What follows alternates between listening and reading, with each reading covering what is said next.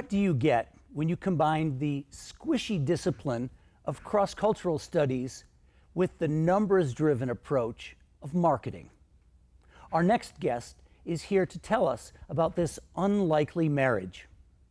Dr. Jake Beniflah joins us today via Skype to talk about his work at the Center for Multicultural Science. Jake, thanks for spending time with us today. Thanks for having me. Now, your family came to the United States in a way that is not always the case. In other words, you came in the pursuit of something rather than fleeing something. Can you talk about that? Right. You know, my family did not leave Andorra, which is one of the smaller countries in Europe between France and Spain, in 1976 out of persecution or poverty. You know, my parents and my brother and sister, the five of us left Andorra to pursue the American dream through my parents. That was the reason why we left a very stable middle-class life. Now, most people looking at your last name wouldn't think that that is Spanish. Tell us about the origin. That's right. Nobody really, you know, Jake or Jacob Beniflah isn't exactly the most Latino name, but it's, you know, we were able to trace our family history back to a small little town in the Valencia area called Beniflah, without the H. And because my father is or was born in Morocco, and his family back about 400 or 500 years, we were able to trace. We're all from Morocco. We suspect our family fled from Spain out of persecution because of the Inquisition. And so our family initially is Sephardic, you know, Spanish Jews who fled Spain to Morocco. Many left or fled Spain to avoid the Inquisition, the effects of the Inquisition, and many went to the Middle East or into Russia. My family happened to go south and into North Africa. Sure. So a lot of families are not prepared for life in the U.S., and you really said that about your family. What age were you when you came here? I was 7. I was Okay. 7 when I got to the United States.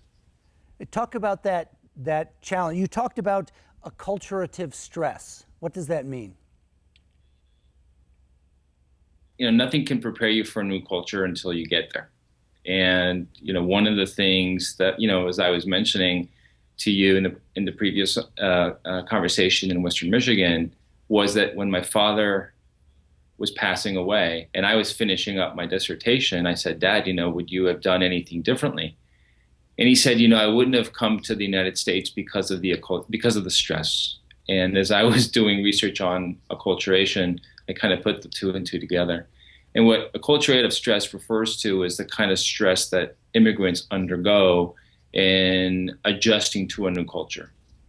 And so we can talk about stress or culture in a theoretical way, but your family was living that. What were the things that? Yeah, I mean, just imagine coming to a new country, having to learn the new language, not knowing that 5 blocks from the house that we were living in, there was a Safeway, there was a big supermarket of 30,000 square feet. We were shopping at an independent retail grocer, a mom and pop, a corner store for years. So you can just imagine the price, you know, disparity. And my mom goes, "Oh my God, there's a huge supermarket with like so much more fruit and all of these things." And like, we just didn't know. And so immigrants are not in the system per se. They don't know, you know, where the dentist is. You know, they don't know, you know, where the DMV is. It's all the simple things that, you know, you and I kind of take for granted because we're just there. You know, we have friends who can tell us the things that are so obvious to us. And so for my parents to kind of start, you know, from ground zero again, with 3 kids, having the responsibility of making sure that their lives are going to be better than theirs, it's a huge stress, and that's what my dad was referring to. They didn't have any kind of network to help bring them in. There was no family is the only network. And this is why I think family is still a very strong core value among Latinos, because they can relate to, they can not only relate to them, but they have to rely on them for guidance and assistance. And so a lot of immigrants who do come to this country have family for that reason. But for those that don't, they really have it extra tough. No Andorran Chamber of Commerce to refer to. So your family spoke Spanish, your family spoke French, but they're still, being from Spain doesn't never necessarily give you an entree into Hispanic U.S. culture. Yeah, what's interesting is that, my dad and my mom were learning British English. And so they thought, oh yeah, we're going to have a Berlitz teacher come to the house and do all of that stuff. But, they get here and they didn't understand English because the accent and the idioms were very, very different. So they really, they were really like surprised that the transition was as hard as it was, Yeah. Your dad was fairly successful. Your mom successful. Your mom became an entrepreneur in the United States. My dad passed away 8 years ago, but my dad, because he was educated, quickly got into international banking, and during the 1980s, the banking industry was quite strong. And so he worked for a Latin American bank, and I got to learn that he was financing wars in Latin America and doing things that were, kind of the stuff that you read about in the newspapers, yet he didn't really, come home and talk about. My mom, on the other hand, her first job was scooping ice cream for the tourist market in Fisherman's Wharf in San Francisco. I just had a conversation last night on Skype last night, of all nights, and my mom and I were talking about her retirement. And so she started a daycare and a preschool, really out of necessity, with one child, 2 kids, 3 kids. Now she has a school of 30 kids total. But it's time for my mom to rest and spend some time with me down here in Southern California with more sun and away from the things that she's been doing. But that's one of the reasons why, I think we have been able to do the things that some immigrants have not been able to do. One is education, and 2, my mom got into the private sector. She worked for herself, opened a small business, and has done really, really well. She's put us through college, although I paid for my own. She's worked really hard, and I'm really, really proud of her. Sure. So I'd like to switch topics.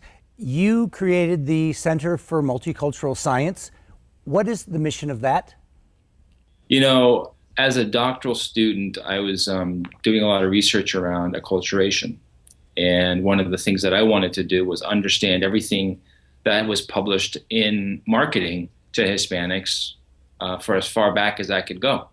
And so I called my dissertation chair, who's now at MIT, and I said, Sharmila, I'm actually done with my lit review, and this is 4 or 5 weeks. And she says, I don't understand this. This normally takes 6 months to about a year.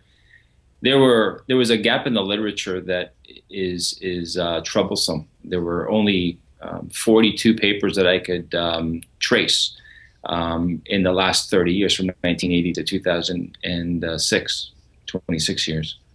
And so there was a huge gap. And the more I started thinking about what I wanted to do post-doctorate, I started thinking about opening a nonprofit, nonpartisan research think tank that specializes in multicultural research. So what we try to do here is do as much research that we can that is meaningful for the consumer and for the corporation, so that we can help clients drive sales and revenue, but we can also help clients depict the Latino and the multicultural consumer accurately. What struck me that was unique about what you have created and who you are in the world is that you've got a PhD, so you've got one foot resting solidly in this research paradigm, that it's important to dig down and actually find information. On the other side, you're a very practical person, and you've got one foot in the business community. Do you think that's the appeal of your I hope so. your research? You know, I think that's what's been missing for me as a business practitioner with 22 years of practical experience. I didn't have the answers to the questions. And the minute that I saw the answers in the academic literature, I started connecting the dots. And so it's interesting. So I saw that there was an opportunity to blend both worlds. There aren't a lot of highly specialized nonprofits that bring these worlds together. Usually, academia is a little bit snooty, and the business practitioner doesn't really appreciate the theoretical basis for their work. But you know, everything that we do in business has a theoretical backing. I'd like to, because our time is running short, and I'd like to look at Yes. some of the research findings that you had, because you're really about challenging some assumptions specifically about the Latino market. Yes, you know, so our vision really is about challenging the paradigm. And the real value here is not to replicate studies, but rather to look at questions that few people are asking. And again, you know, if you're really true about your mission and you're true about your vision, you have to conduct research that is groundbreaking or at least novel. We just published a study that looked at television ROI. One of the clients that I was working with asked me, how do we drive ROI on TV? Because, you know, we're spending tens of millions of dollars. The industry itself is spending over $7 billion a year, and it's growing. So, you know, we did a study that looked at what Latinos watch. We were trying to find a predictive variable in the bag of culture that would help clients predict what Latinos were watching on network television, and not just on the Spanish language networks, but also in the English network. So there were over 50 networks that we looked at, and what we found that we looked at behavior, watching, you know, viewership by generational level. So we looked at first generation, the foreign-born Hispanic or the foreign-born Latino were watching a lot more Spanish language television than the U.S.-born Hispanic. And we even looked at the third generation Hispanic, and they almost never watch Spanish language TV. So that's a huge generational shift in their consumption of language media. And so that the assumption is, oh, they're this blanket Hispanic group, we just throw Spanish language at them, and they can't do that. That's bottom line. That's right, Al. I mean, I think there's these oversimplifications in business, and you're totally right. And I think what happens is that there's this gross generalization that's made on Latinos, and so, you know, all Latinos watch Spanish language TV. That may be true for the recent arrivals, may be true for those that have been here for 30 and 40 years. And you know what's even funny? We even looked at the data across time. So we took at 10-year increments for the foreign-born, and so those that were foreign-born definitely watch more Spanish language TV. But if you track their viewership behavior over decades, those that have been here for 30 and 40 years are not watching the same networks than those that are here in the first 10 years. So as they acculturate and learn English and begin to venture out into the Foxes and the ABCs and the CBSs of the world, their viewership changes. So this effective acculturation is real, as we were talking about, and it affects not just consumption of television, but consumption of products, consumption of a lot of different products that clients obviously are beginning to understand more. So bottom line is, if people are laying out a lot of money with advertising marketing, they need to talk with people like you who have actually tracked the trends, because otherwise you're throwing money out there and you have no idea if it's effective or not.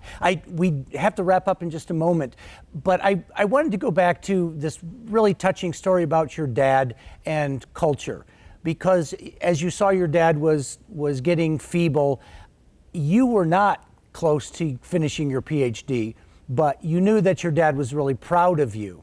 Can you tell that story? Yeah, I was, my dad passed away from pancreatic cancer, and we knew that this was, quite terminal and moving fast. And I had about 2 years left of my degree. So I had a really good relationship with the director of the program at Golden Gate University. And I asked him personally, I said, would you mind if I walked in the ceremony in 2 weeks? And I told him about my father, and he said, think twice about it. I even have a picture of the fake diploma. I had no degree yet, but I have this picture of me, 2 years early. And I showed it to my dad, and I said, "Look, Dad, I graduated, and you can call me Dr. Beniflah." And he was very, very proud, obviously. And he passed away, 8 years. It's almost May, but 8 years to the day that we're doing this interview. My dad passed away. Yeah. And what struck me was remarkable was I recall that your advisor was the same ethnic background as you were and understood this importance of family.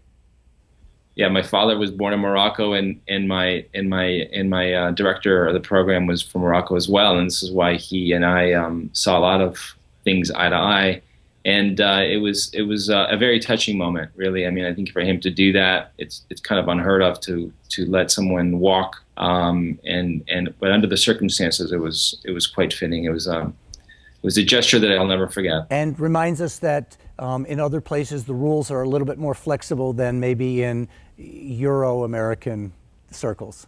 Yeah. Absolutely. We're going to have to leave it here for now, Jake, but it's been so nice talking with you. It was wonderful having you here a couple of months ago at the Hispanic Chamber event, and continued success at the center, because you're doing really important work, and I think you're going to help a lot of businesses. Thank you so much, and I'll keep in touch with you and let you know the work that we continue to do. Awesome. Very good. For folks watching back home, stay tuned. We'll be back just shortly with some tips on American English, American culture, and a little bit of humor. Sara Proaño is Director of Language Services at the Hispanic Center of Western Michigan. Sara, bienvenidos. Welcome to Feel Like You Belong. Muchas gracias. Thank De you. nada. So your family moves a lot. Yes. Moving around. Can you talk about,